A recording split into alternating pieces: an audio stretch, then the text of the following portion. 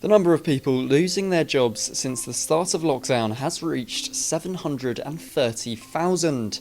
Unemployment could hit 9% by the end of the year, with 1 in 3 companies preparing to cut jobs when the furlough scheme finishes. Is the government doing enough to boost the economy, or does more need to be done? It's a very difficult question because the way that the government has decided to boost the economy is by opening up things like pubs and restaurants and shops. But that also increases the risk of the virus increasing in the population. So it's quite a difficult balancing act.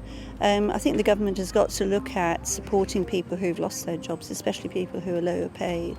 Both. I think the government is doing what they can to boost the economy, but I do think that definitely there is more that needs to be done. It's just a case of where is that money going to come from, and eventually, obviously, it's going to come back on the taxpayers.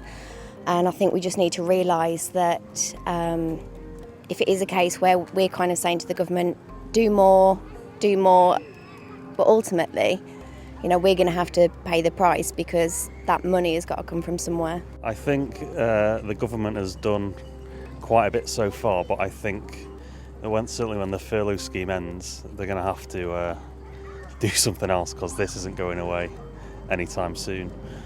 I believe the furlough scheme obviously was a necessary thing to happen. I was furloughed for several months and only just back into sort of full-time work again now.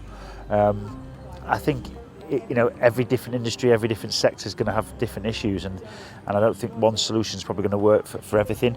But I still think there can be more done for specific industries that perhaps are going to face tougher times than others.